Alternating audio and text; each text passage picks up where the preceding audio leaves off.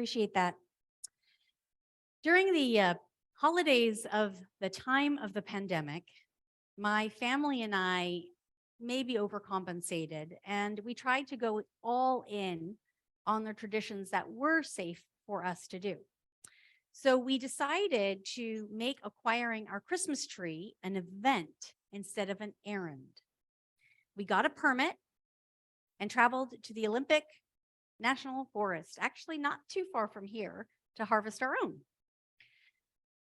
With 3 young teens who would have preferred to stay home on the couch with YouTube, the family outing was honestly a solid mediocre.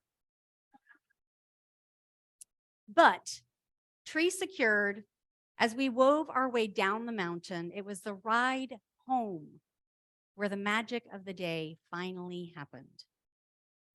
The perpetual sibling harassment simmered down a notch. We listened to carols together.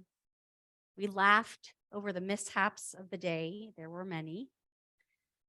We were quiet together, listening to the hum of tires as we moved through space in the cocoon of our minivan. In the darkness, we were found. The gift of connection that we had hoped for happened because we rode home in the dark.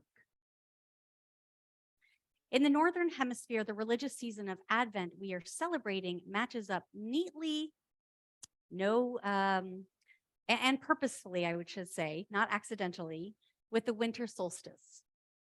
As we approach Christmas, darkness falls earlier and earlier. This lack of daylight can be hard on us humans, and so we use therapy lights and full spectrum light bulbs, and we drape our houses, our homes in light. The metaphors we often use in Advent match this emphasis on light. Each week, we light another Advent candle, slowly approaching the final Christ candle. When it's lit on Christmas Eve, many proclaim Jesus's arrival as the light of the world. The light of the world. There is something comforting when you're sitting in the dark, knowing that it won't be dark forever. But our metaphor of waiting on the light's return often implies that the opposite of light, darkness, must be something to avoid, something to suppress. I wonder if we've taken our need for light and turned Advent, or maybe even Christianity itself, into a binary spirituality of lightness and darkness. What if the darkness of Advent is not something to wait out, but brings instead its own gifts?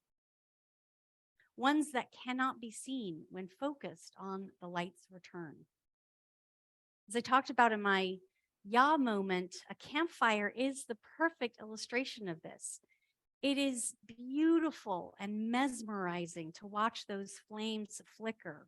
Campfires bring comfort and security and warmth, but they turn the inky night that surrounds the campfire into an ominous threat. Everything beyond the ring of light becomes pitch black, unseeable. The noises that emerge from that blackness seem terrifying. But if you step outside the ring of light, or never light a campfire at all, the night forest opens up to you like a blossom. You suddenly become a part of the forest, a part of the dark night. You can see and hear things unavailable to you in the light of day. The stars begin to emerge, or perhaps you'll see just how much the silvery shimmer of the moon lights up the night. The night is a completely different experience if you lean into it, if you allow the dark to simply be dark.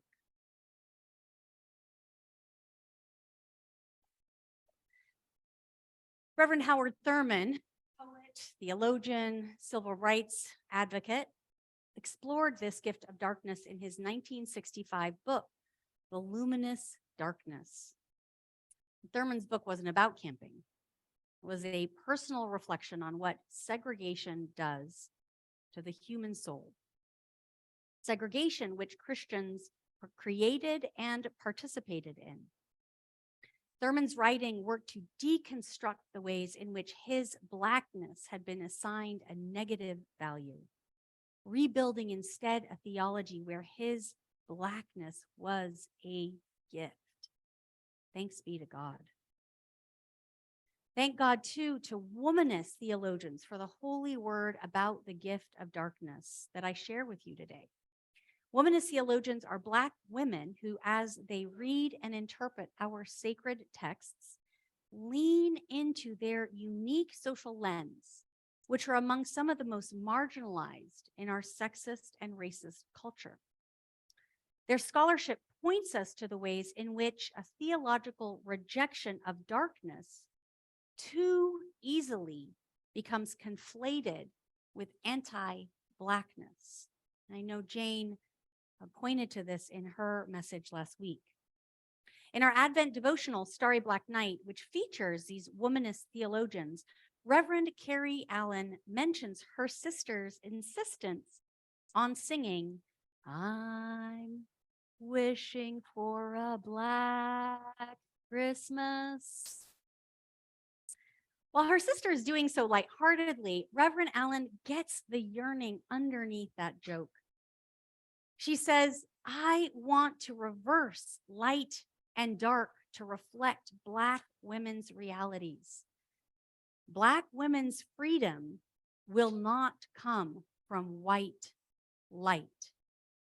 That is not the womanist story that will liberate the most people in the world." The Christ child we wait for in Advent, the one our Advent wreath is building to, candle by candle, is a baby who comes to liberate all people. Love incarnate grows each year in a dark womb, is born in the middle of the night during the darkest season of the year. God dwells in that darkness. So let us heed these womanists' call. Let's put out the campfire from time to time and explore the gift of darkness. As local UCC pastor and womanist Reverend Dr. Kelly Brown says, as we wait and walk through Advent together, let us wrestle with the myths and metaphors that work to keep us locked in whiteness and away from the gifts buried in the luminous darkness. Keep awake.